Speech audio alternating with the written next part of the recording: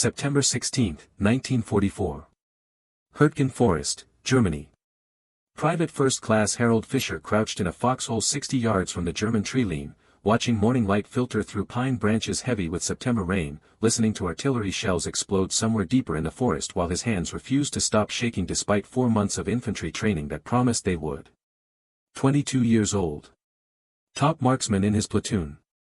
3 weeks in combat. The training had been thorough. 12 weeks at Fort Benning, Georgia. Rifle qualification, bayonet drills, grenade practice, tactical movement under simulated fire. Fischer had excelled at all of it. His instructors told him he was a natural soldier. Strong. Disciplined. Calm under pressure. The kind of man who would perform well in combat. They were wrong. At 0645, German machine gun fire erupted from positions hidden in the tree line. Tracer rounds cut through morning mist like red threads through gray fabric. The sound was nothing like the range. Louder. Sharper. Close enough to feel the snap of bullets passing overhead. Fischer's platoon sergeant, Staff Sergeant William Morrison, shouted orders. Advance by fire teams. Suppress the German position. Standard infantry tactics. Fischer knew the drill. He had practiced it dozens of times during training exercises. His body should move automatically. Muscle memory should take over. It didn't. Fischer tried to stand. His legs wouldn't respond. He tried to grip his rifle. His hands wouldn't close around the stock. He tried to return fire. His finger wouldn't pull the trigger. His body had disconnected from his mind. Commands traveled from his brain to his muscles and disappeared somewhere along the way. He sat in the foxhole watching other soldiers move forward while his body refused to obey. This was not fear in the way he understood it. Fear was an emotion. Something you felt and then pushed through. Fischer wasn't feeling anything except a strange detachment, as if he was watching someone else fail to move from a great distance. His breathing was normal. His heart rate was steady. He simply could not make his body work. Morrison appeared at the edge of Fischer's foxhole. The sergeant looked at him, saw him sitting motionless, saw the vacant expression. Morrison had seen this before. He grabbed Fischer's shoulder and shook him. Fischer blinked. Morrison shouted something Fischer couldn't hear over the noise of the firefight. Then Morrison moved on to the next foxhole, leaving Fischer alone with his paralysis. The firefight lasted 17 minutes. Fischer's squad advanced 50 yards through the forest, drove the Germans back from their positions, secured the tree line. Fischer did not participate. He sat in his foxhole holding his rifle while other men fought and died around him. When the shooting stopped, he could move again. The paralysis lifted as suddenly as it had appeared. No one said anything to him. Morrison gave him a look that contained something between pity and contempt. The other soldiers avoided eye contact. Fischer had frozen in his first real firefight. Everyone knew what that meant. Coward. But Fischer wasn't a coward. That was the part that made no sense. He wanted to fight. He believed in the cause. He had volunteered for the infantry specifically because he wanted to be in combat. He had imagined himself performing heroically, proving his courage, earning respect. Instead, his body had betrayed him in the moment that mattered most. That night, Fischer sat in a replacement foxhole 300 yards behind the new front line, trying to understand what had happened. The army had taught him to shoot, to move, to communicate, to follow orders. The army had not taught him that his nervous system could override his will. That ancient survival mechanisms could shut down voluntary muscle control. That the gap between training confidence and combat reality could be measured in the distance between thought and action that his brain could no longer cross. Fischer was not alone. Across every front in World War II, thousands of soldiers discovered that courage was not enough.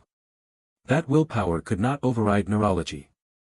That the human body had its own ideas about survival, and those ideas did not always align with military necessity or personal honor or the expectations of the men fighting beside you. The phenomenon had no official name in 1944. Commanders called it cowardice or combat fatigue or lack of moral fiber. Soldiers called it freezing up or going blank or losing your nerve. Medical officers called it anxiety reaction or neuropsychiatric breakdown or acute stress response. None of those labels captured what was actually happening. The soldiers weren't choosing to freeze. Their bodies were choosing for them. The autonomic nervous system was hijacking voluntary motor control, flooding the bloodstream with cortisol and adrenaline, redirecting resources away from conscious decision-making toward pure survival instinct. This was neuroscience, not morality. Biology, not character. But in September 1944, no one understood that. The gap between what soldiers believed about themselves and what their bodies would actually do under fire created a crisis that rippled through every army in the war. Men who had passed every test, who had performed perfectly in training, who believed they were ready for combat, discovered that preparation meant nothing when the shooting started. Some adapted. Some broke. Some learned to push through the paralysis. Others never recovered. Harold Fischer belonged to that uncertain middle ground. Not broken. Not adapted. Just frozen. And in the Hürtgen forest in September 1944, no one knew if that would change. The American military was fighting a war on multiple fronts with soldiers whose nervous systems were built for survival, not for standing in the open while machine guns fired. Every commander faced the same problem. How do you get men to override their deepest biological imperative? How do you train someone to ignore the part of their brain that evolved specifically to keep them alive? The answer was, you couldn't. Not completely. Not reliably. You could teach tactics and marksmanship and physical conditioning, but you could not teach a soldier's autonomic nervous system to trust that charging into machine gun fire was the rational choice. Some men's biology allowed them to function despite the fear. Others didn't. The difference wasn't courage. It was neurochemistry. Fischer lay in his foxhole that night, staring at the stars through gaps in the forest canopy, wondering if he would freeze again. Wondering if other men felt the same disconnection. Wondering if there was something fundamentally wrong with him that training had missed and combat had revealed. He wouldn't have to wait long to find out. September 19, 1944. Hürtgen Forest, Germany. Private First Class Harold Fischer's platoon received orders to advance through dense forest toward a German position designated Hill 232. Intelligence suggested light resistance. Previous patrols had encountered minimal enemy activity in the sector. The assault was scheduled for 0800.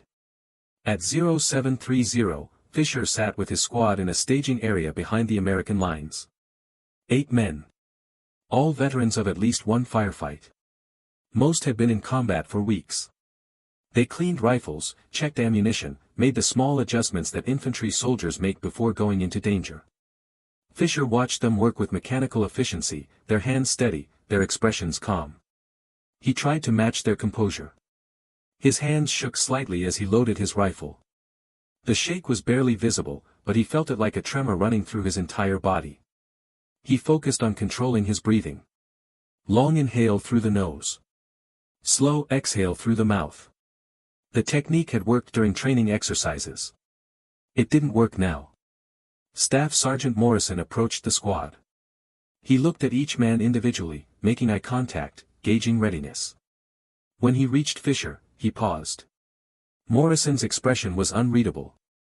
Not hostile. Not encouraging. Just observational. He nodded once and moved on to the next soldier. Fischer understood what that nod meant. Morrison was giving him another chance. One more opportunity to prove he could function in combat. If he froze again, there would be consequences. Reassignment to a rear area unit. A notation in his service record. The permanent label of a man who couldn't fight. At 0800, the platoon moved forward. The forest was dense. Visibility was limited to 50 yards in most directions. Undergrowth grabbed at uniforms and equipment. Roots created trip hazards. The ground was uneven, a mixture of mud and fallen pine needles that made quiet movement impossible. Fischer walked in the middle of the column, his rifle held at the ready position, his eyes scanning the tree line ahead. Every shadow looked like a German soldier. Every sound could be the click of a safety being released. His heart rate increased. Not panic. Just heightened awareness. The body preparing for threat. At 0827, the column stopped. Morrison raised his fist, the signal for halt. The squad froze in place. Complete silence except for wind in the branches and distant artillery somewhere to the north. Fischer crouched behind a fallen log, his rifle pointed toward the German lines, waiting for whatever had caused Morrison to stop the advance. Then he saw them.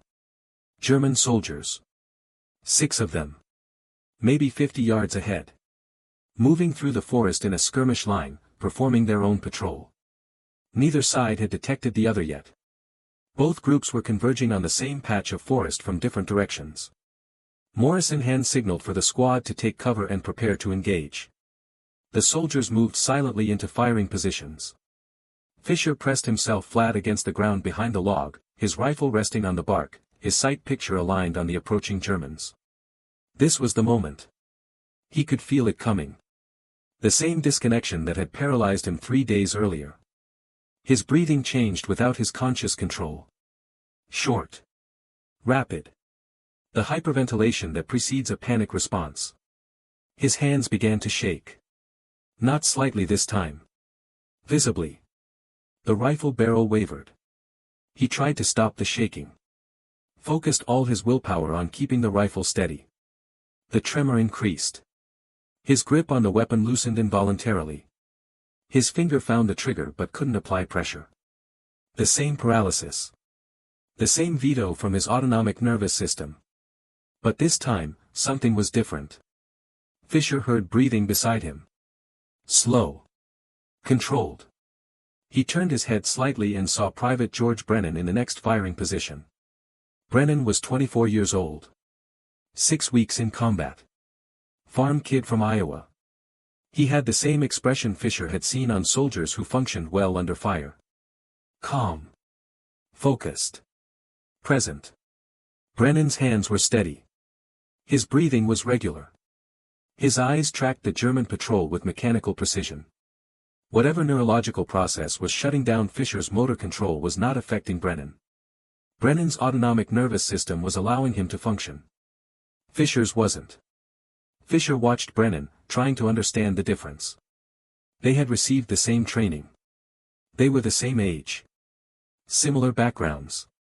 Similar physical conditioning. But Brennan could fight and Fischer could not.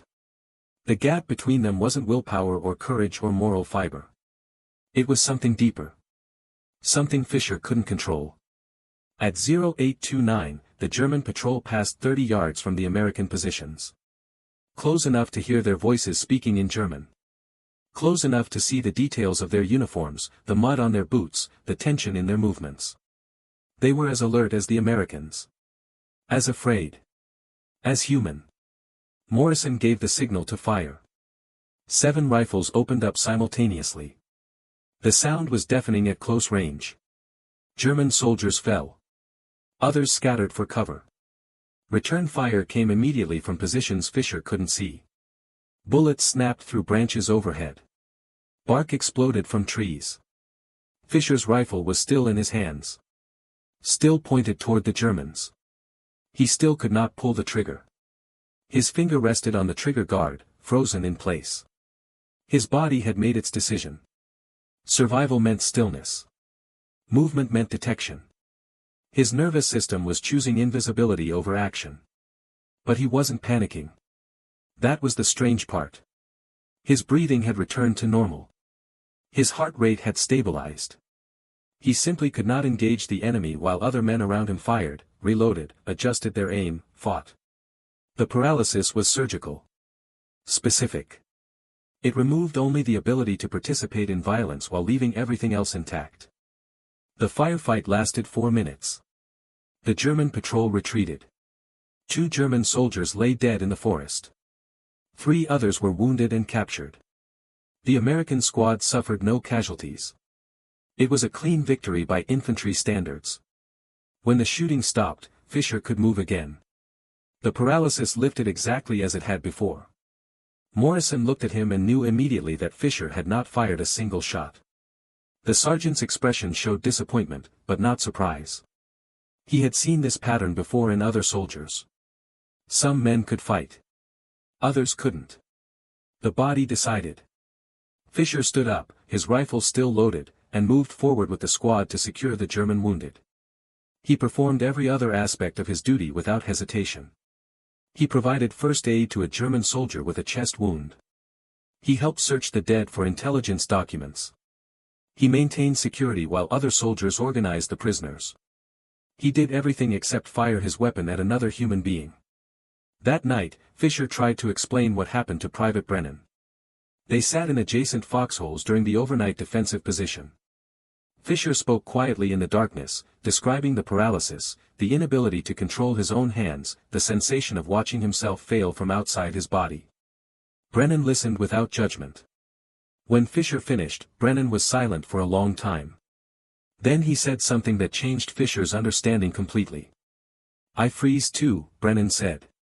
"Not the same way you do. But I feel it. Every time. The moment when my body wants to run or hide or just stop moving. The difference is it goes away after a couple seconds. Yours doesn't." Fischer absorbed this information. Brennan, the calm soldier with steady hands, felt the same fear. The same physiological response. But Brennan's nervous system released him from it quickly. Fischer's didn't. The difference wasn't courage. It was recovery time. Neurological resilience. Something neither of them could control. "Does anyone talk about this?" Fischer asked. "No," Brennan said. "You're supposed to just push through it.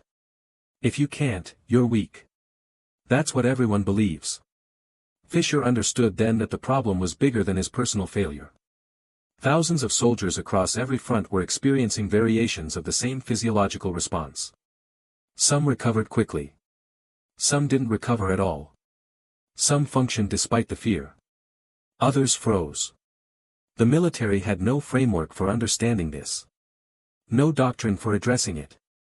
No acknowledgement that combat was asking human bodies to override their most fundamental survival programming. The transformation wasn't happening in Fischer. It was happening in his understanding. The problem wasn't moral failure. It was biological reality. And recognizing that didn't make him able to fight, but it changed everything about how he thought about his inability to do so. September 25, 1944. Hürtgen Forest, Germany.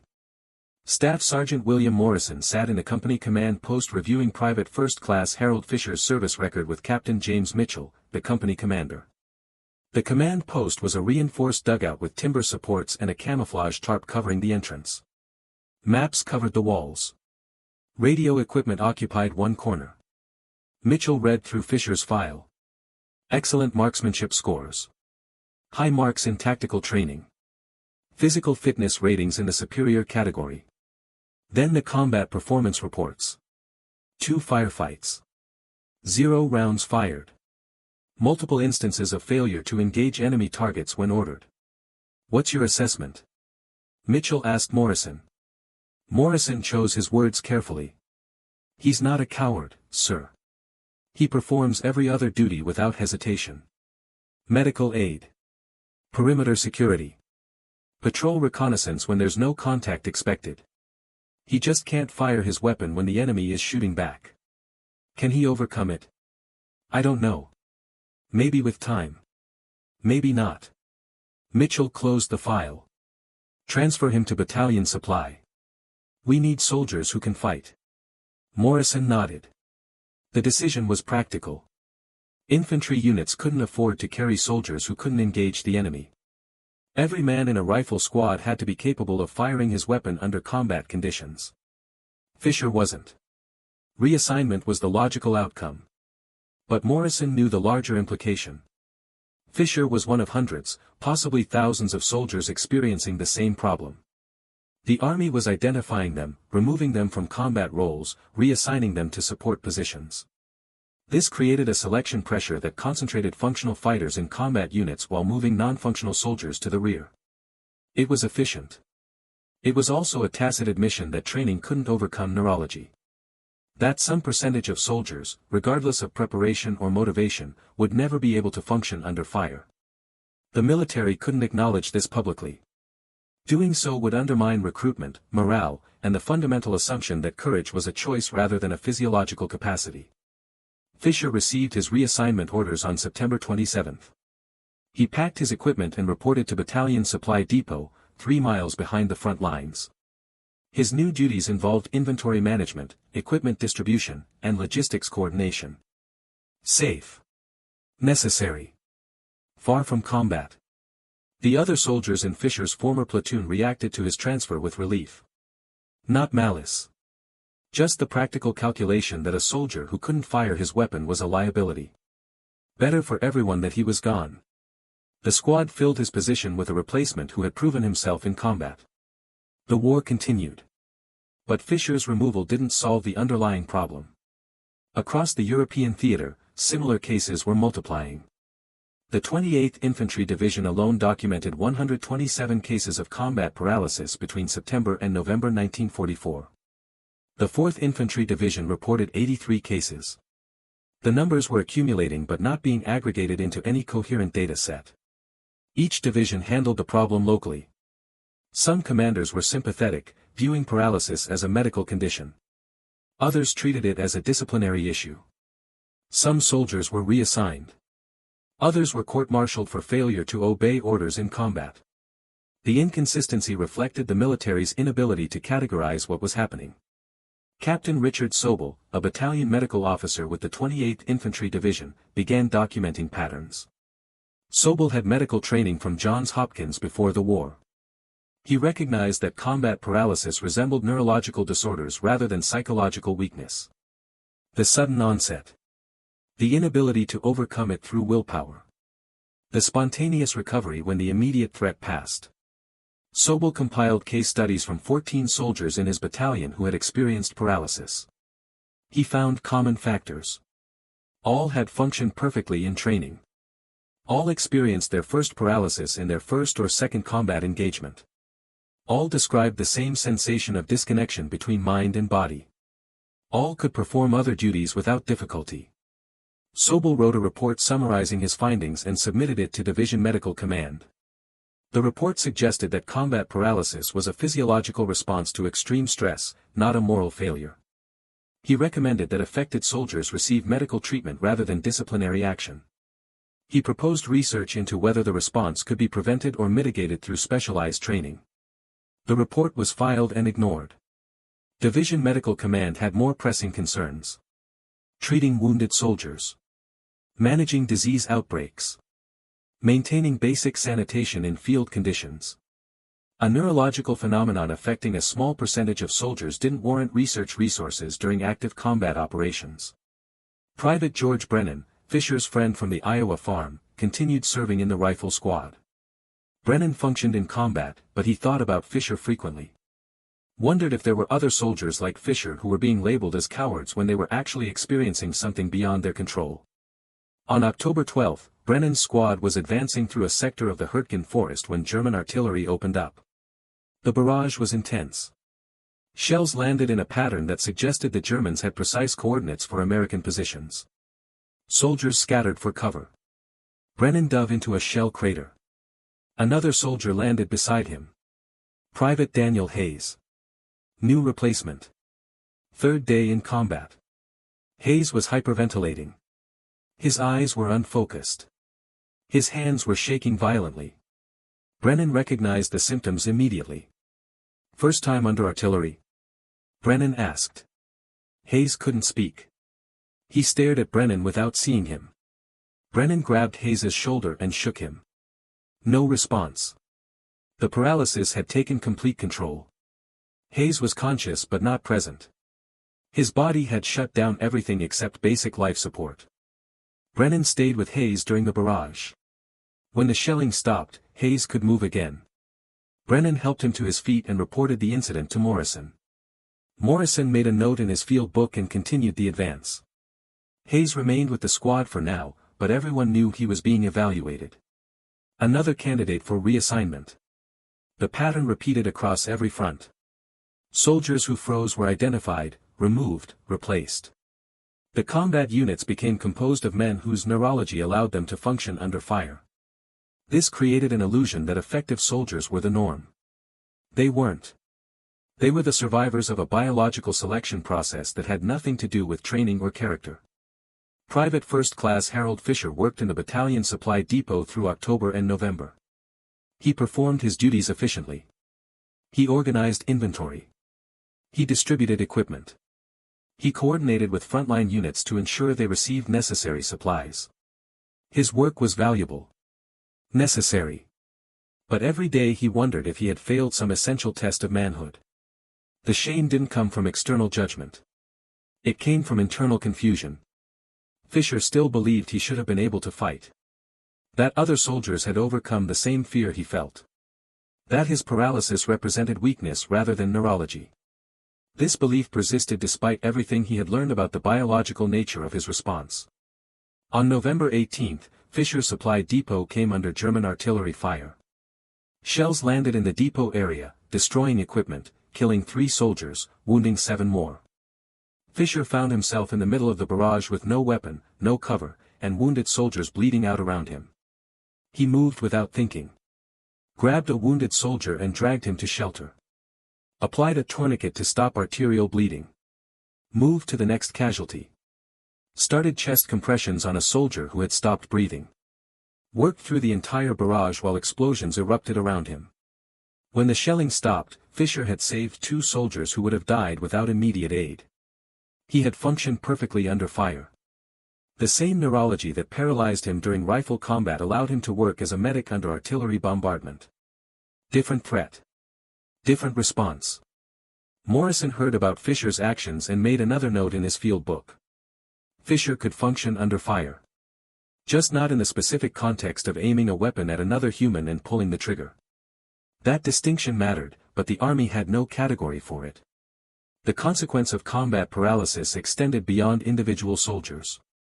It revealed limitations in how the military understood human performance under stress. The assumption that training could prepare anyone for combat. That courage was a choice available to anyone with sufficient willpower. That the gap between training and combat could be bridged through discipline and determination. These assumptions were wrong. Some soldiers' nervous systems would never allow them to fire a weapon at another human being, regardless of preparation or motivation. Others would function perfectly in combat but break down under different stresses. The human body's response to lethal threat was variable, unpredictable, and largely beyond conscious control. And in 1944, acknowledging that truth would have undermined everything the military needed soldiers to believe about themselves. December 1944. Walter Reed Army Hospital, Washington, D.C. Dr. Roy Grinker sat in his office reviewing medical records from combat theaters across Europe and the Pacific. Grinker was a neuropsychiatrist assigned to study what the military was calling war neuroses. His research covered thousands of cases of soldiers who had broken down under combat stress in various ways. Combat paralysis represented one category among many. Grinker's data showed that approximately 15% of soldiers who experienced their first intense firefight suffered some form of paralysis during the engagement. Of those, about 60% recovered after a single episode and functioned normally in subsequent combat. 40% experienced repeated paralysis and required reassignment. The numbers confirmed what field commanders had observed but couldn't explain. Some soldiers adapted to combat stress quickly. Others never adapted. The difference wasn't training quality or leadership or unit cohesion. It was individual neurological variability. Grinker wrote in his research notes, "The problem is not that some soldiers are cowards while others are brave. The problem is that we are asking human nervous systems to override survival mechanisms that evolved over millions of years. Some nervous systems can do this. Others cannot. We have no method for predicting which category an individual soldier will fall into until they are exposed to actual combat conditions." This insight would not be published until after the war.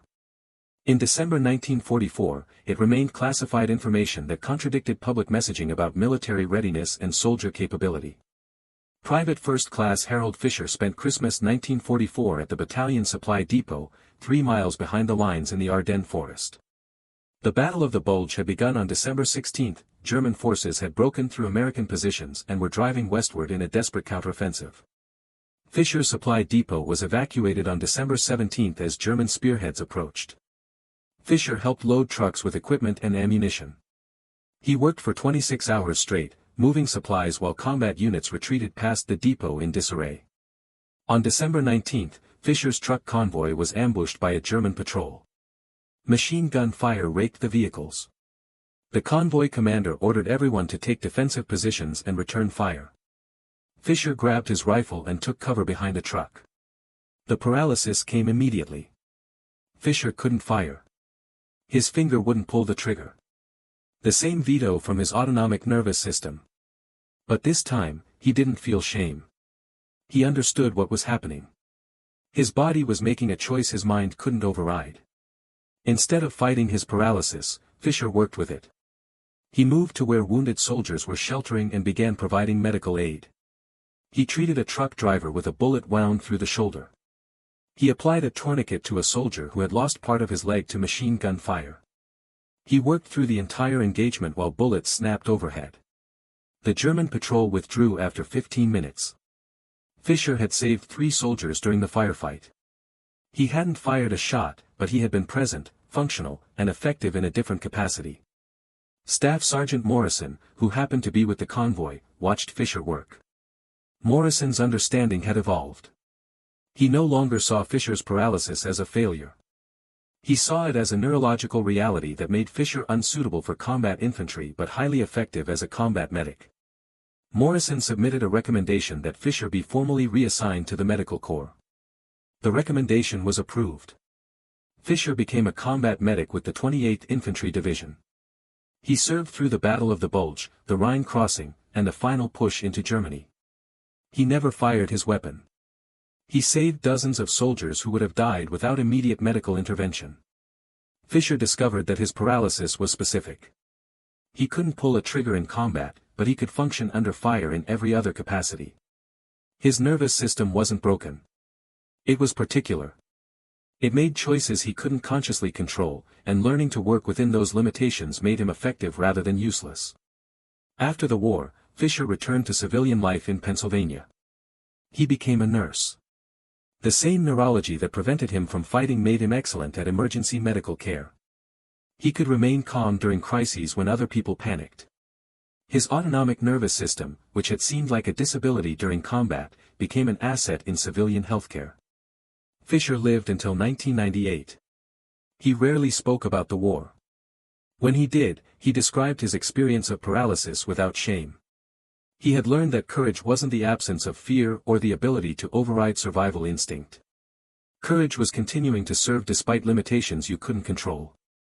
The broader legacy of combat paralysis emerged slowly over decades. Military research after World War II confirmed that approximately 15 to 20% of soldiers would experience some form of paralysis during their first serious combat engagement. This percentage remained consistent across all armies, all training programs, all levels of motivation and preparation. The consistency suggested that the phenomenon was biological rather than cultural or situational. Some nervous systems could override survival instinct under combat conditions. Others couldn't. Training could improve the percentage slightly, but it couldn't eliminate the response entirely. Modern neuroscience has explained the mechanism. When the human brain perceives lethal threat, the amygdala triggers a cascade of hormonal responses designed to maximize survival.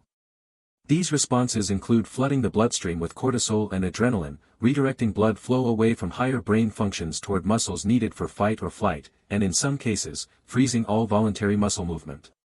The freeze response evolved because stillness sometimes improves survival chances. Predators often react to movement. Staying perfectly still can make a potential victim invisible. The response is automatic, immediate, and extremely difficult to override consciously. Combat situations trigger the same response because they present the same type of threat: sudden, unpredictable, lethal danger. Some soldiers' neurology allows them to shift from freeze to fight quickly. Others remain frozen until the threat passes. The difference is genetic, neurological, and largely beyond individual control. The military eventually acknowledged this reality and adjusted training accordingly. Modern combat training includes stress inoculation techniques designed to help soldiers recognize and work through freeze responses. Selection processes attempt to identify individuals whose neurology is better suited to combat roles. Medical support for soldiers experiencing paralysis improved dramatically. But in 1944, none of this infrastructure existed. Soldiers like Harold Fischer were on their own to understand what was happening to them and to find ways to serve despite their limitations. Fischer's story represents thousands of similar cases across all theaters of World War II. Soldiers who discovered that their bodies wouldn't obey them in combat. Some adapted. Some broke. Some found alternative ways to serve. All of them faced a moment when their nervous system vetoed their conscious will and forced them to confront the gap between who they thought they were and what their biology would allow them to be. The legacy isn't that some soldiers were brave and others were cowards. The legacy is that courage has biological prerequisites that training cannot always provide. That human performance under lethal threat is variable and unpredictable. That the gap between simulation and reality can only be measured by exposing nervous systems to actual danger and observing how they respond. And that sometimes, the body knows things the mind refuses to accept. June 1945. Bavaria, Germany. Private First Class Harold Fischer walked through the ruins of a German town that American forces had liberated 2 weeks earlier. The war in Europe had ended on May 8. Fischer's medical unit was processing displaced persons and providing humanitarian aid to civilian populations. Fischer treated a German child with a broken arm. The child was 7 years old. Terrified of American soldiers. Fischer spoke no German and the child spoke no English, but Fischer could communicate through his actions. Gentle. Calm. Careful. The child relaxed while Fischer set the broken bone and applied a splint. An older German woman watched the interaction. She spoke broken English. She asked Fischer if he had fought in the war. Fischer considered the question. He had been in combat zones for 8 months. He had been under fire dozens of times. He had saved lives under artillery bombardment, sniper fire, and mortar attacks. He had never fired his weapon at another human being. Yes, Fischer said. I fought. The woman nodded and led the child away. Fischer understood then that he had been fighting all along. Not against German soldiers. Against his own neurology. Against the assumption that there was only one way to serve. Against the idea that his paralysis represented failure rather than biology. He had lost that fight and won a different one. The victory wasn't in overcoming his limitations. It was in learning to function within them. In finding a way to contribute that his nervous system would allow. In accepting that courage could look different than the cultural narrative suggested. That acceptance didn't come easily. It required months of shame, confusion, and self-doubt. It required watching other soldiers function while his body refused. It required Morrison's eventual understanding and the medical corps' willingness to use him where his neurology allowed him to be effective. But ultimately, Fischer's paralysis taught him something true about human nature under stress. We don't choose how our bodies respond to lethal threat. We can only choose how we respond to our body's choices. Some soldiers were given neurology that allowed them to fight. Others weren't. Neither group deserved moral judgment for biological realities beyond their control. Fischer returned home in September 1945. He never spoke publicly about his paralysis. He lived a quiet life as a nurse, treating emergency cases with the same calm he had shown under artillery fire in the Ardennes. He married. He had children. He grew old. He died in 1998 at age 76. His obituary mentioned his service as a combat medic with the 28th Infantry Division. It mentioned the Bronze Star he received for actions during the Battle of the Bulge. It did not mention that he never fired his weapon in combat. That detail remained private. Known only to the soldiers who had served beside him and understood what it meant. The story of combat paralysis is not a story about cowardice. It's a story about the limits of human control over autonomic responses. About the gap between cultural expectations and biological reality. About the thousands of soldiers who discovered that their bodies had their own ideas about survival, and those ideas didn't always align with military doctrine or personal honor or the demands of the moment. Harold Fischer's paralysis made him unable to kill. The same paralysis made him an exceptional healer. His legacy is the recognition that those two facts were connected. That the nervous system that prevented him from fighting enabled him to save lives in ways combatants couldn't. The war ended. The soldiers came home. Some carried wounds visible on their bodies. Others carried wounds invisible to everyone except the people who had been there. Fischer carried both. The shrapnel scars from the convoy ambush. The neurological reality that his body would never let him be the soldier he wanted to be. But he also carried something else. The knowledge that serving doesn't require being able to kill. That courage isn't the absence of limitations. That sometimes the greatest heroism is continuing to show up despite knowing your body will betray you in the moments that matter most. The forest remains. The battlefields remain. The memories remain. What remains most persistently is the question Fischer asked himself in his foxhole in September 1944, what kind of soldier am I if my body won't let me fight? The answer took him the rest of his life to understand. He was the kind of soldier whose nervous system chose healing over killing. Whose biology made different calculations than his conscious mind. Whose paralysis wasn't failure but redirection. He was the kind of soldier who saved lives precisely because he couldn't take them. And in the end, that was enough.